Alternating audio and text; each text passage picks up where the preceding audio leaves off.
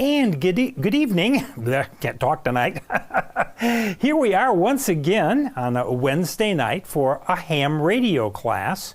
We're kind of winding down the beginners class, and so happy to have you with us. If you've just stumbled into us on YouTube, please look for my playlists and my YouTube channel, and then you can find the beginning of this course and join us and get your amateur radio license. That's what this is all about, helping folks to pass a 35-question multiple choice test and get their ham radio technician license. Morse code is no longer required, so this is all you need. And what we're going to be doing tonight is working out of this book. If we take the laptop for a second, this is the American Radio Relay League's license manual for the technician class, the 5th edition. This is the book you want. And we'll be dealing with Chapter 8 tonight, which is on operating regulations. I mentioned this last week, but I'm going to mention it again.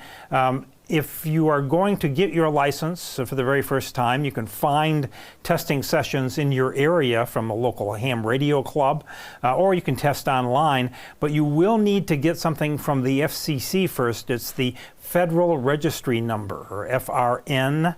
So here's a URL down at the bottom that you can go, or you can search for this. And here's the FCC's webpage on it. You need this to identify your business transactions with the FCC. It used to be that you could use your Social Security number, but they stopped that over a year ago. So just be aware of the FRN number requirement, because when you go to take your test at your local ham club, the volunteer examiners there will ask you for your FRN number. And if you've got it, they'll say, hey, this person's on top of things. They're going to pass. So anyway, okay, here's your radio word for the night. Penultimate. Penultimate. I'd never heard of this word until I started with VOA, Voice of America, where I used to work, and Marconi transmitters. They came in and they said, okay, this is the penultimate stage of the transmitter. Huh? Next to last. It's not the last stage, it's the next to last. And we are in the next to last chapter of the book. So we're in the penultimate chapter of our book, Operating Regulations. So here's the schedule. Next week we will complete the last chapter, Safety, Chapter 9, and you'll be done with the book. You'll have covered all of the questions and all of the answers. And next week after our break, we'll take a practice test together. A 35-question test, an actual test, and see how we do. You don't have to share your results. You don't have to tell anybody how you do. You'll grade your own paper. But it's kind of fun, and we'll see how we are doing. And I say we because it's a measure on me as well as did I teach the material okay. All right. So there are, I think, 6 sections tonight, but they're very short, and we will get out early tonight. So just be aware of that. So section 8.1 is all about control operators. And you may have heard me mention before that when you get your ham radio license, you get two licenses in one. And this is what they look like. And it's an operator license, which allows you to operate a ham radio station.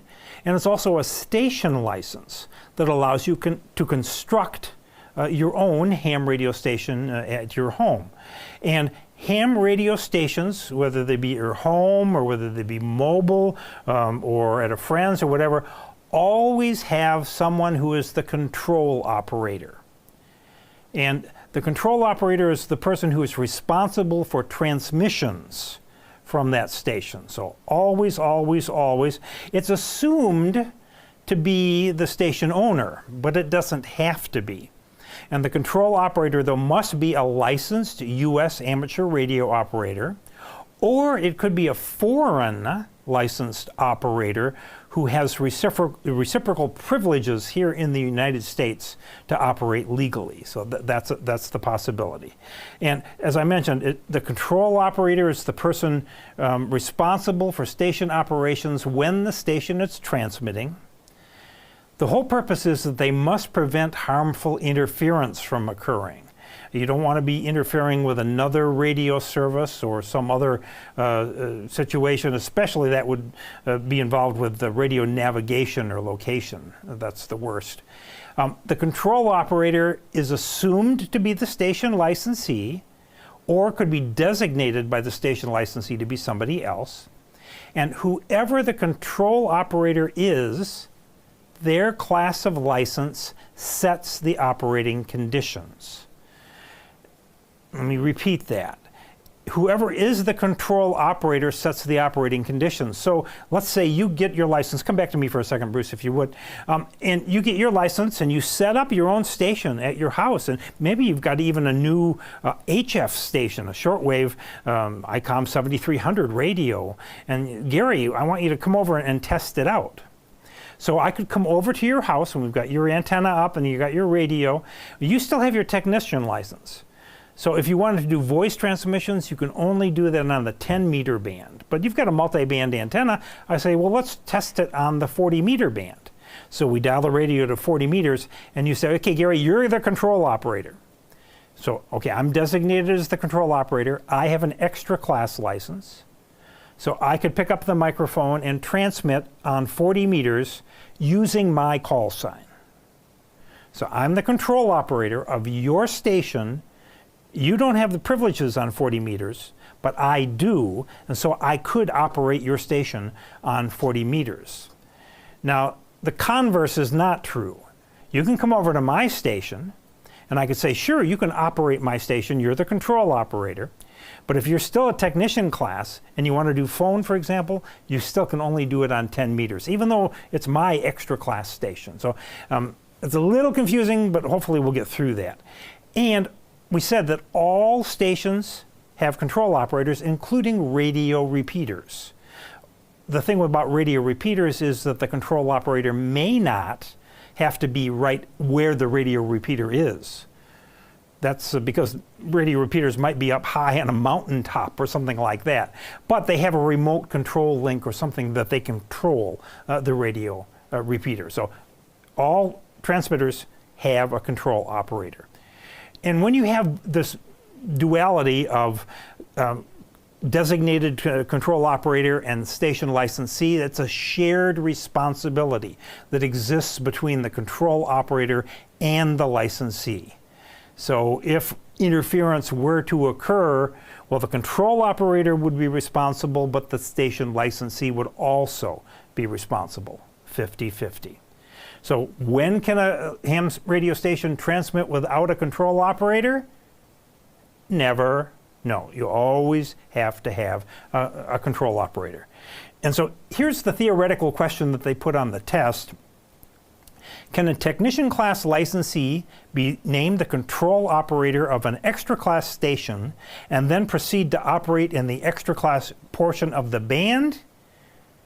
This was, you come to my station, I designate you as the control operator, you're going to operate with your call sign. No, you can't operate in the extra class portion of the band because you don't have an extra class. You're still a technician, so you could operate on 10 meters voice, for example. So that's the rule. Where you are controlling the radio station, wherever that may be, is the control point.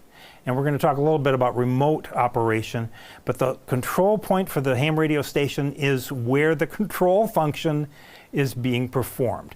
And it could be that you're sitting right behind the radio and you're directly manipulating the knobs, or it could be that you're operating your ham radio station using your iPhone. That's still a control point. So just keep that in mind. Questions already. I said it's going to be a quick night tonight. So here's section 8.1 questions.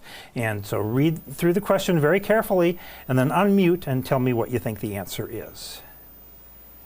So when may an amateur station transmit without a control operator?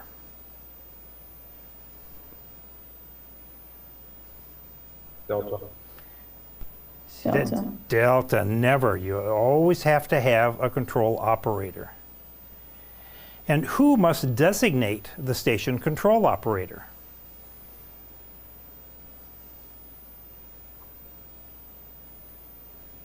Delta. Delta. No. Or Alpha. Who must designate a station control operator? Whoever owns the station, or the station licensee. They designate who the control operator is going to be. And what determines the transmitting frequency privileges of an amateur station?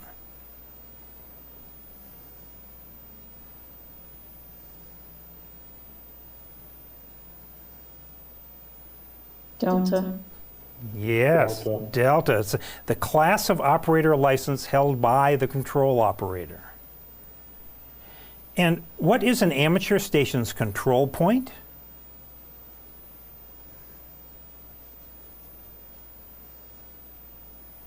Charlie. Yeah, it's the location at which the control operator function, manipulating the knobs, is performed. And when under normal circumstances, may a technician class licensee be the control operator of a station operating in an amateur extra class band segment?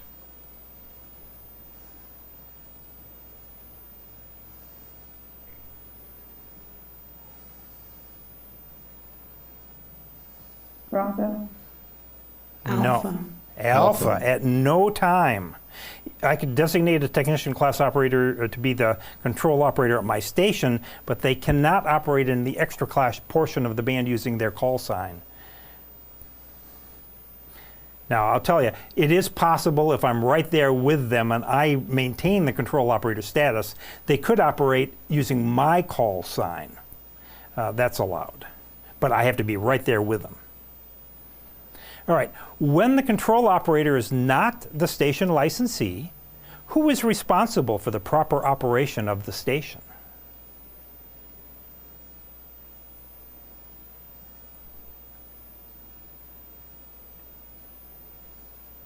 Delta. Charlie.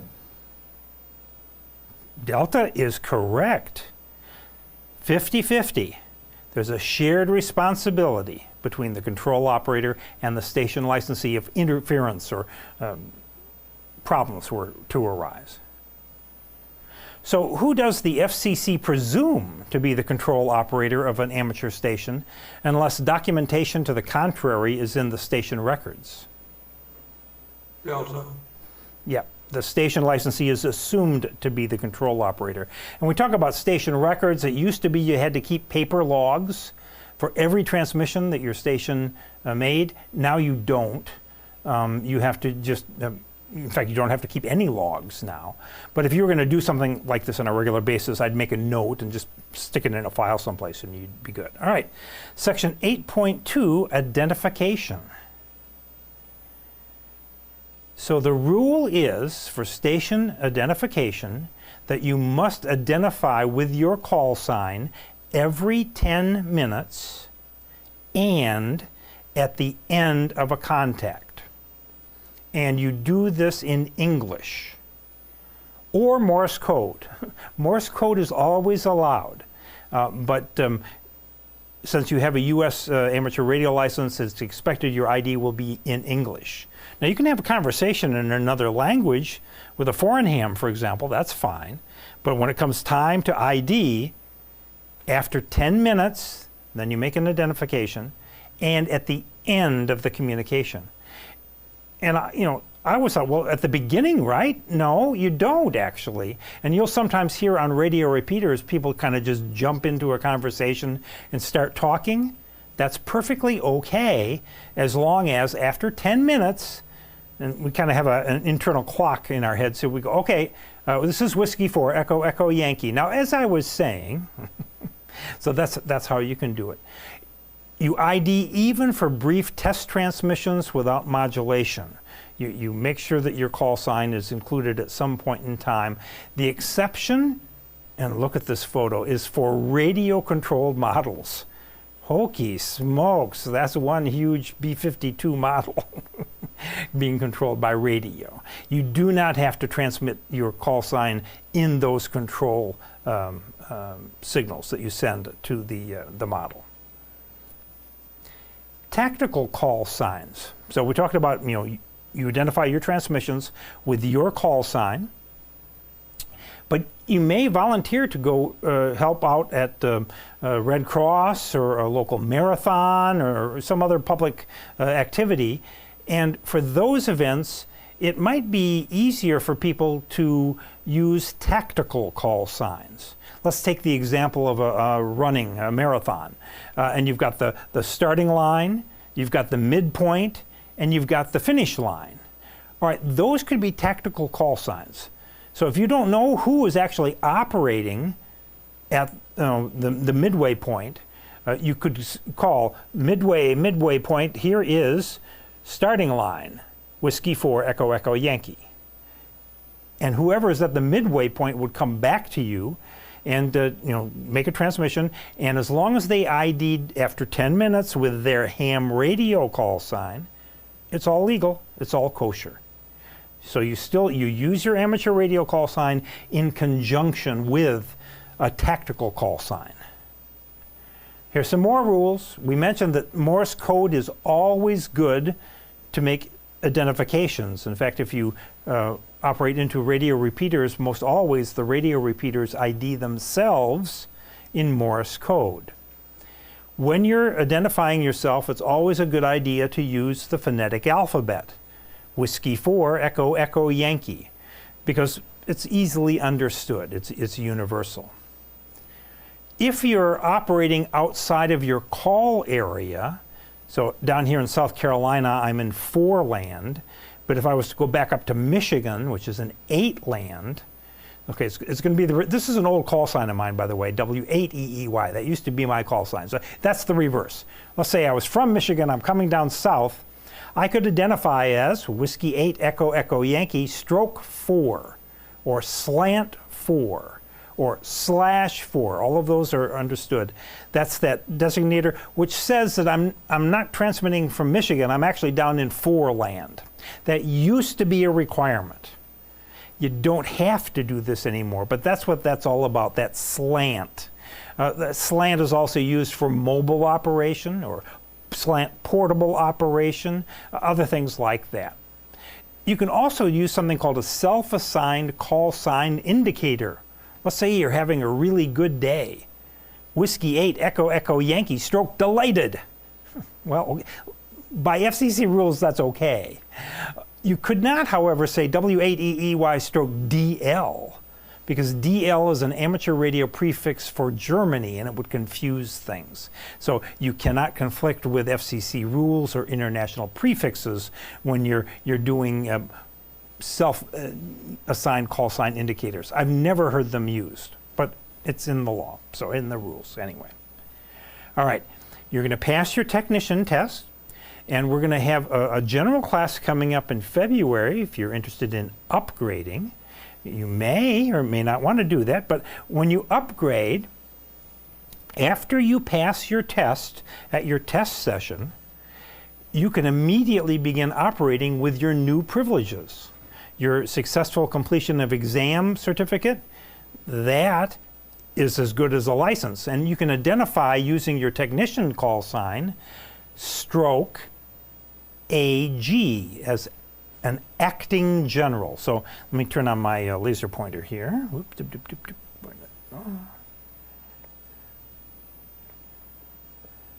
So if we look here, so if you're upgrading from technician to general, you can use your technician's call sign, the 2x3, and then you can go stroke AG. That means you're acting as a general until you get in the ULS database. Then you can drop that off. You don't need to do that. And you can, when you upgrade from general to extra, it's stroke AE, acting extra. All right, more questions. Let's see how we do. What do the FCC rules state regarding the use of a phonetic alphabet for station identification?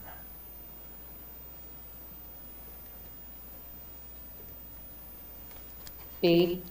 B, it is encouraged, correct.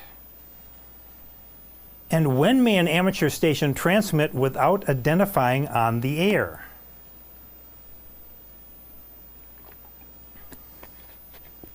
Delta. Yeah, remember that big B-52 model? Yeah, when transmitting signals to control model craft. They have other rules. We're not going to talk about those tonight. So how often must you identify with your FCC assigned call sign when using technical call signs?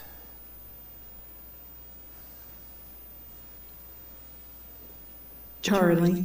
Yeah, it's still the same rule at the end of your communication and every 10 minutes during a long communication.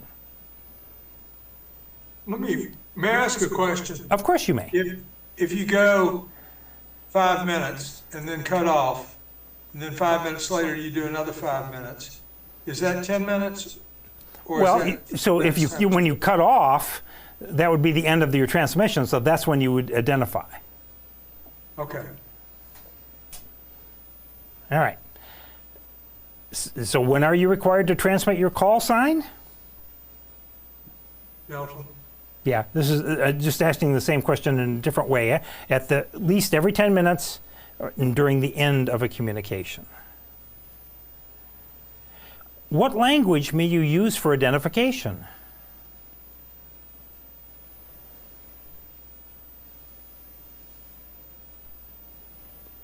Alpha. Charlie.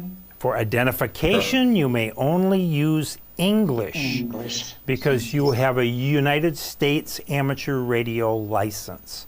So this is part of the U.S. requirements. So what method of call sign identification is required for a station transmitting phone signals?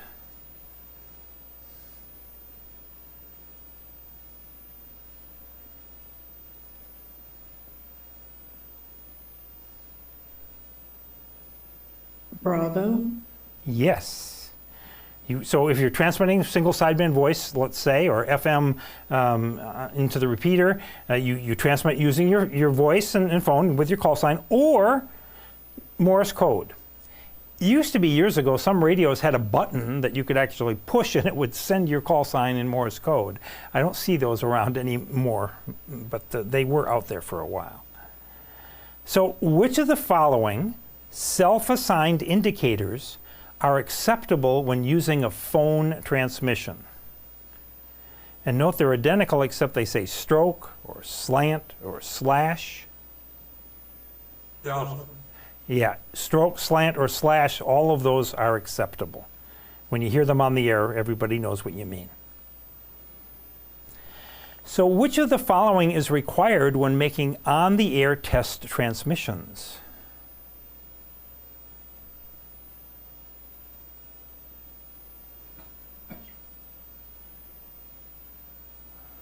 Alpha.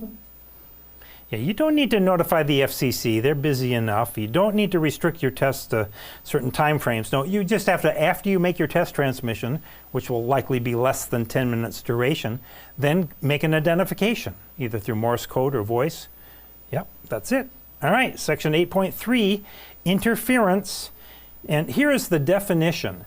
That which seriously degrades, obstructs, or repeatedly interrupts a radio communications service that is operating in accordance with the radio regulations.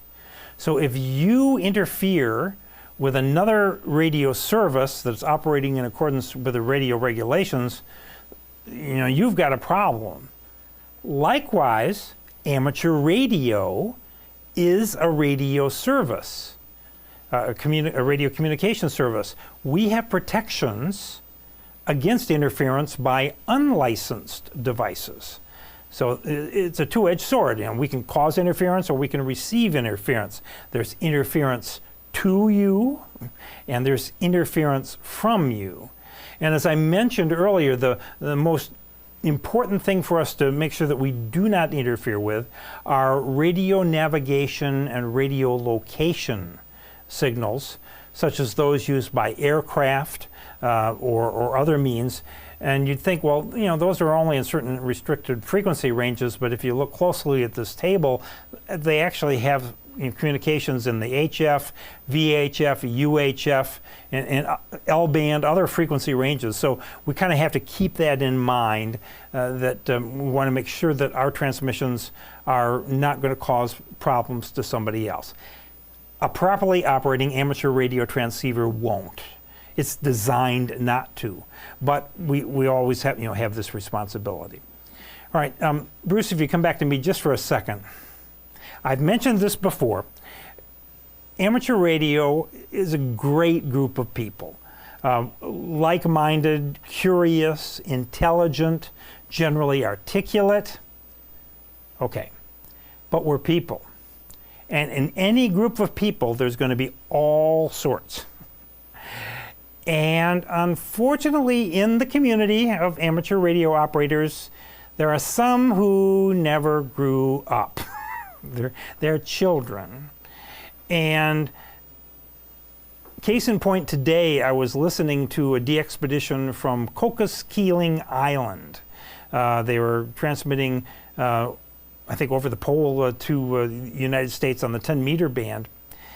And it was a zoo. There were just a lot of stations there trying to make contact with them. This was a single sideband voice.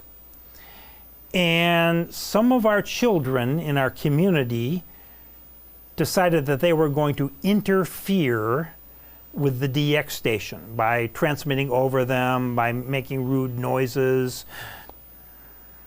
I'm sorry. It's called DQRM, or deliberate QRM. If you go back to the laptop, Bruce, it's never legal. It's not good, but it does exist. So I just want you to know that the best thing to do when you hear that sort of thing is to use the big knob on your radio and QSY to a new frequency, and to just let the children go, because it's annoying. It's it's a bad mark on amateur radio, but it does exist. Another thing that exists. Okay, you're on the amateur radio band, and you want to call CQ. And so you pick up your microphone if you're going to use voice, and you listen first. Remember, that's always the first thing you do. Listen on frequency. Okay, I don't hear anything. Is the frequency in use? Is the frequency in use, please? Whiskey 4, Echo, Echo, Yankee. And you listen. Maybe again. Is the frequency in use? Is the frequency in use, please? Whiskey 4, Echo, Echo, Yankee. Nope. Okay. I've got a clear frequency. I can call CQ. So I'll start CQ, CQ, CQ from Whiskey 4, Echo, Echo, Yankee, Whiskey 4, Echo, Echo, Yankee. And what will happen is somebody will come back on frequency and say, hey, that's my frequency, or that's my net's frequency. We always meet here on Fridays at 10 a.m.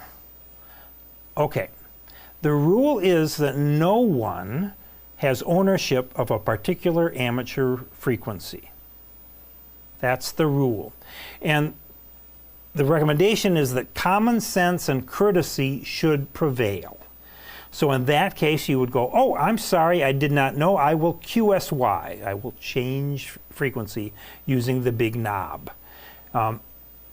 Really, no one has ownership of a particular frequency. Now, there are nets that meet on certain frequencies.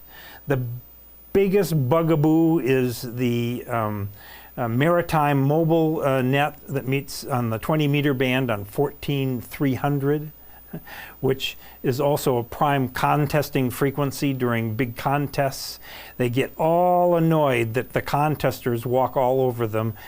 I'm sorry, okay, but the DX station in Mongolia doesn't know that that's your frequency, and I want to work him in my but just know, no one owns a particular frequency, and common sense and courtesy should prevail. More questions? When is willful interference to other amateur stations permitted? Never. Yeah, at no time is it okay. Does it happen? Unfortunately, yes. Which of the following applies when two stations transmitting on the same frequency interfere with each other?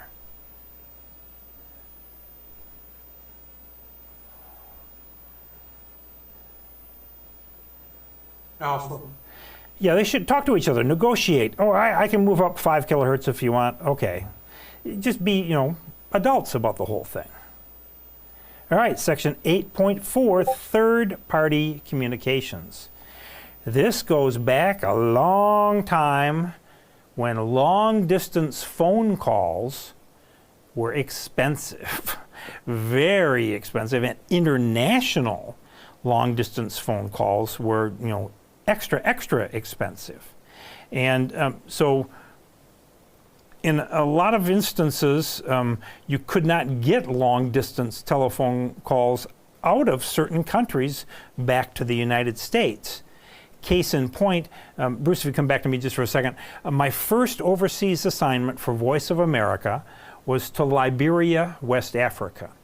And in Liberia were a lot of missionaries from the United States, medical missionaries and those working for religious organizations.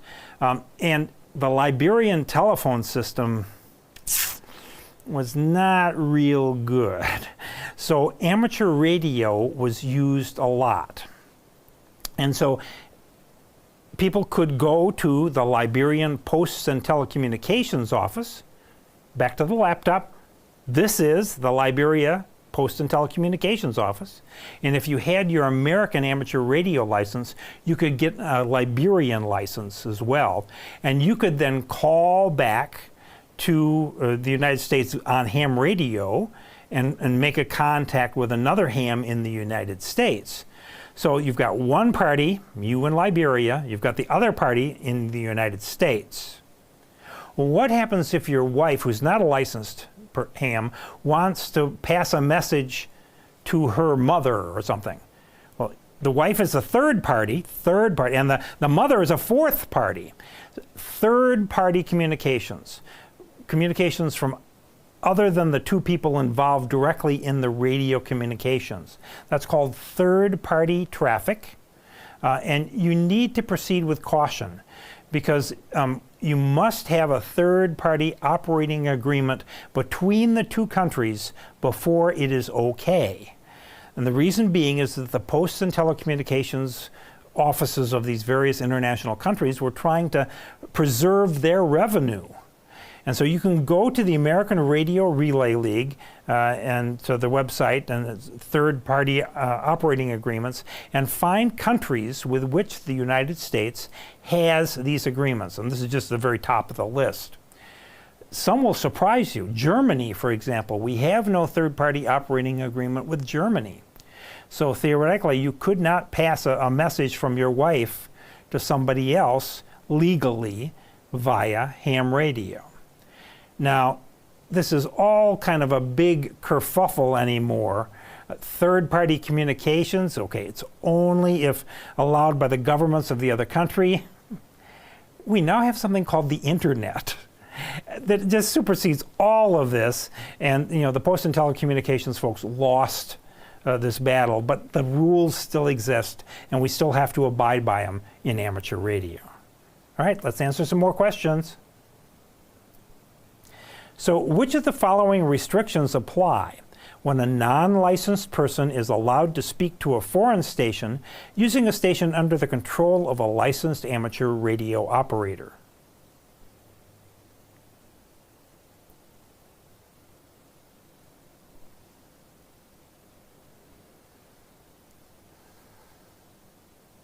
Bravo. Yeah, we have to have that third-party agreement. The foreign station must be in a country with which the U.S. has a third-party agreement. And what is the definition of third-party communications?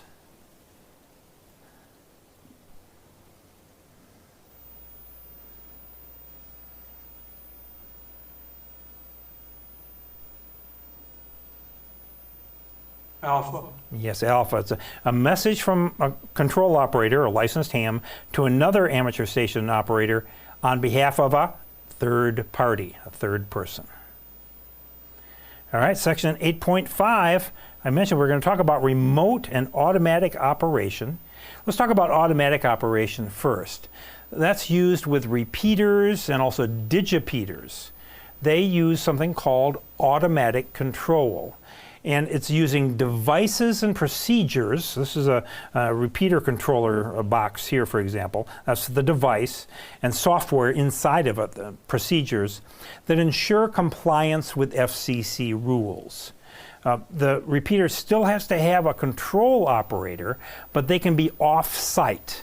And they can control the repeater remotely via a phone line or a link or some way. They have ways of doing that. So the transmitter will still always have a control operator. They just might not be where the radio repeater is.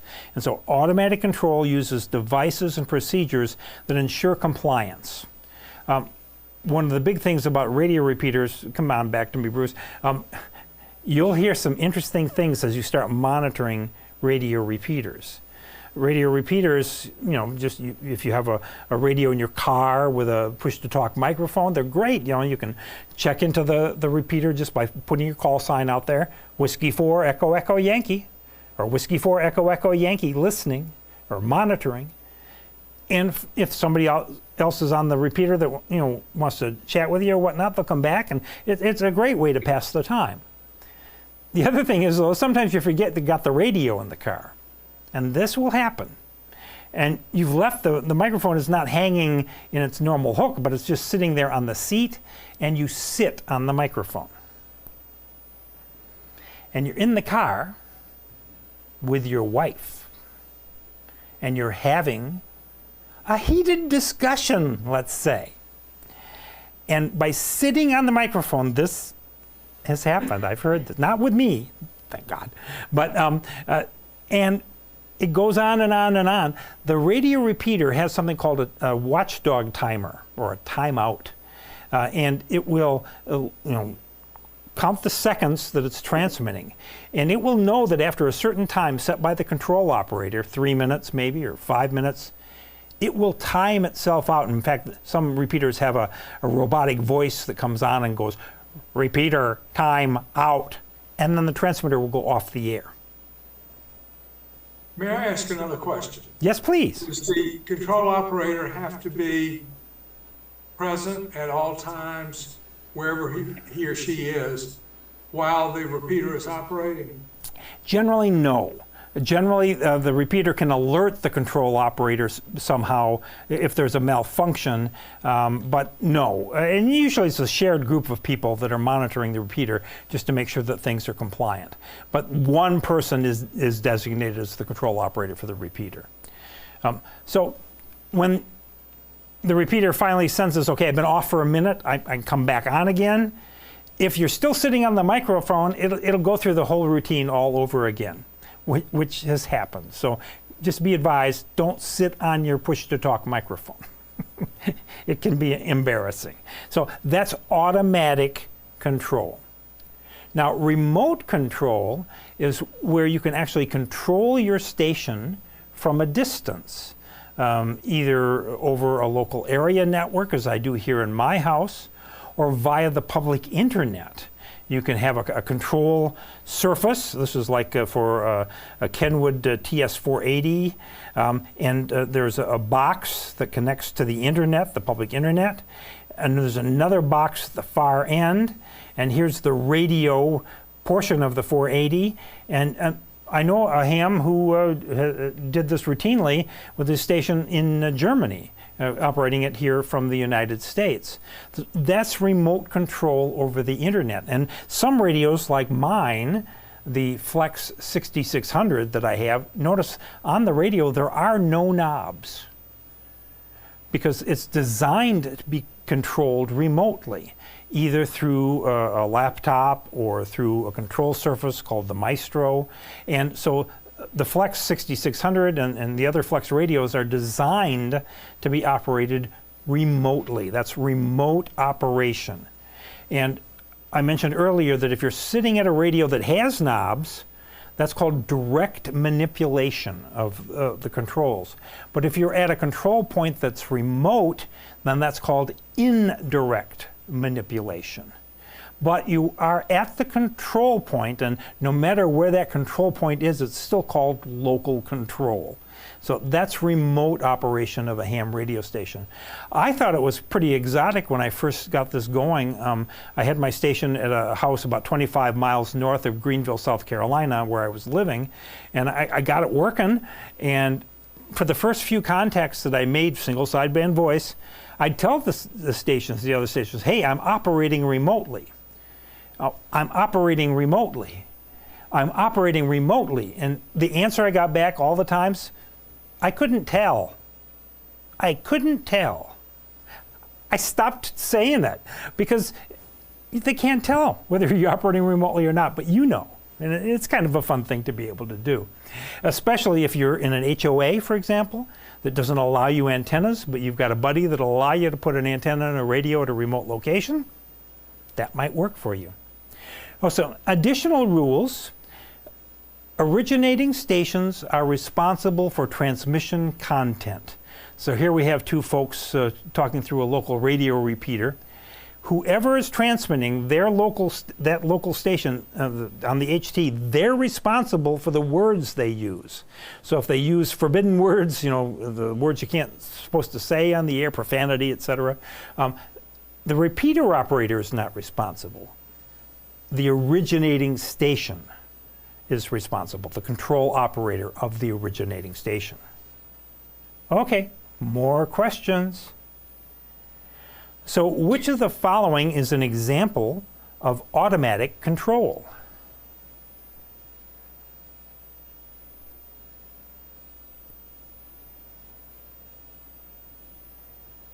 Bravo.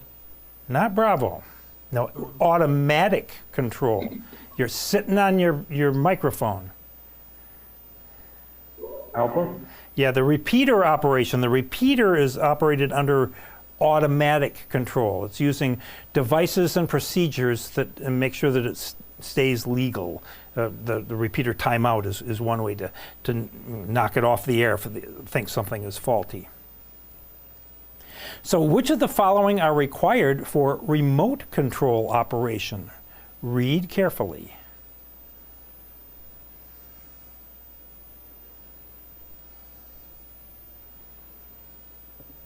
Delta. Yes. The control operator must be at the control point, wherever that is. The control operator is required at all times. All transmitters have a control operator. And the control operator is indirectly manipulating the controls for remote. So yes, all of those. And which of the following is an example of remote control as defined in Part 97, the Amateur Radio Rules?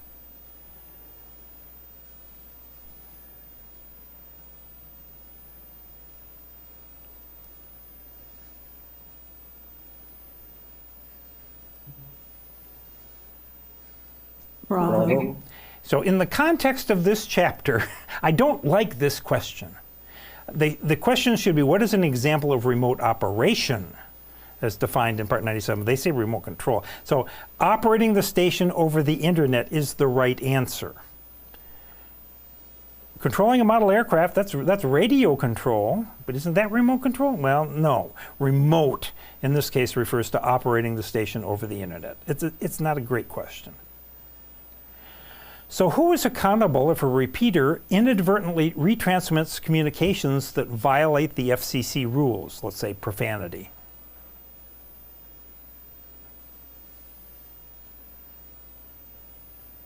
Alpha. Yeah, it's the control operator of the originating station. All right, our last section tonight, prohibited communications. Normally, amateur radio operators are only allowed to talk to other amateur radio operators. An exception is on Armed Forces Day, where amateur stations may communicate with military, U.S. military stations for QSL cards and just for the fun of it. What happens is that amateurs transmit on designated frequencies in the amateur bands, but listen for the military stations on military frequencies.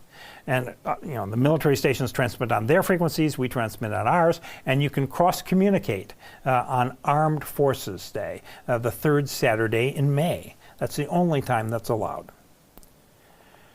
More rules: you can sell equipment on the air, even on the local repeater. In fact, in our local repeater, Caesar's Head, on Wednesday nights, they have a swap-in shop. It's okay as long as the equipment that you're selling has something to do with amateur radio.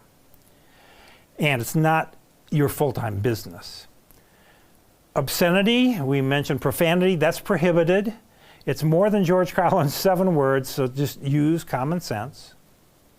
You cannot retransmit other radio broadcasts or music. The exception is for space stations, auxiliary stations, and repeaters. Their job is to retransmit signals, but normally you can't do that. You cannot operate your amateur station for money. You can't get paid to do that. The exception is when it's incidental to instruction. Think of a high school science teacher, for example, who has a ham radio station in the classroom. Well, they're getting paid by the school, but not to operate the station, to be a teacher. And they're using ham radio to teach physics, for example. So that's allowed. Music, I mentioned music. Transmission of music is prohibited, except, and this goes back to NASA's early days of the Mercury, Gemini, and Apollo missions, when they used to wake the astronauts up in space with music. Anybody old enough to remember that? Well, it used to be that NASA would allow their mission control channel to be rebroadcast by amateur radio stations. And in that channel, there was music occasionally. So this was the exception. Except when it's incidental to the retransmission of manned spacecraft activities. That goes back a long ways. Also, codes and ciphers. Scrambled communications. It's prohibited, except for controlling radio control models and for telemetry and telecommands going to satellites in space. Those are the exceptions.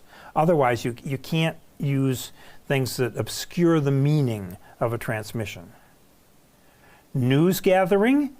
You're prohibited from doing news gathering or assisting news operations, except when life or property is at stake. And we just had Hurricane Helene roll through the upstate of South Carolina and western North Carolina, and amateur radio was vital during this time in getting information out, health and welfare information, and also newsworthy things. So I'm sure there was some listening of amateur radio bands for news gathering during this time, but life and property were indeed at stake.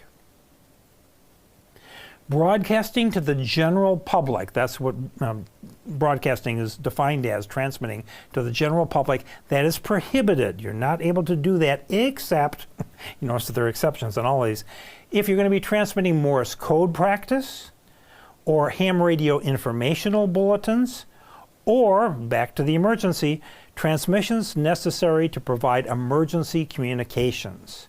So there was some broadcasting during Hurricane Helene on amateur radio repeaters just for people to get general knowledge, to learn about the fact that I-40 was closed between Knoxville and Asheville because of rock slides that has wiped it out. So that was important information that needed to get out. Ham radio is not a substitute for commercial communications channels. This is back in the days of telegrams and other things. Now with the internet, it's pretty much superseded this completely. But just know that it's not supposed to substitute for a commercial paying service. All right, last questions. Under which of the following circumstances are one-way transmissions by an amateur station prohibited? Bravo. Yeah, broadcasting, transmitting to the general public. You're not supposed to do that. When is it permissible to transmit messages encoded to obscure their meaning? There are 2 exceptions. Charlie. When transmitting control commands to a space satellite, a space station, or for radio control craft. Yeah. And under what conditions is an amateur station authorized to transmit music?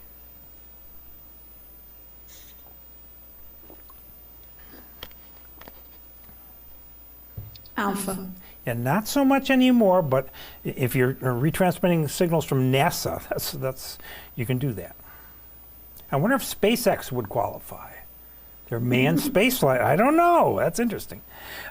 So when may amateur radio operators use their stations to notify other amateurs of the availability of equipment for sale or trade? Delta.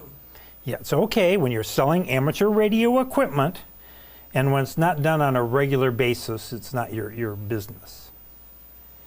So what, if any, are the restrictions concerning transmissions of language that may be considered indecent or obscene? Bravo. Yeah, any such language is prohibited. Common sense. And what types of amateur stations can automatically retransmit the signals of other stations?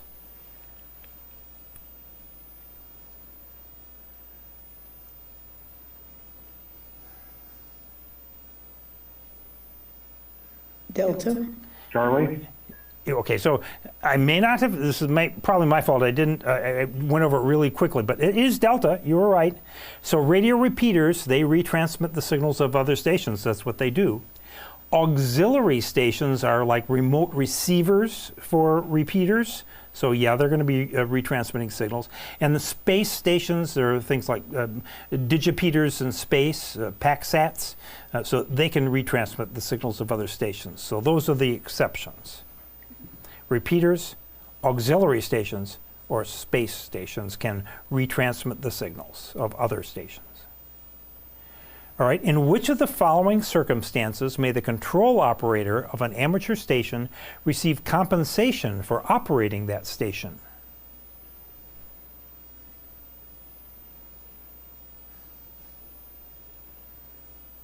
Charlie. No. Bravo. Bravo. Bravo. When the communication is incidental to classroom instruction, that's what they're trying to get to there. All right, when may amateur stations transmit information in support of broadcasting, program production, or news gathering, assuming no other means are available?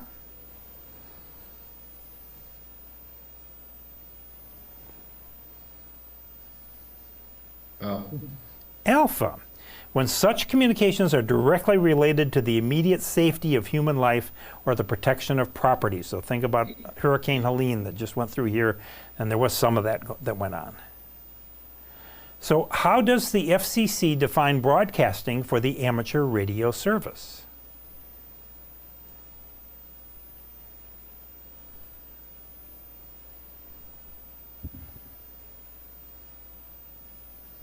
Delta.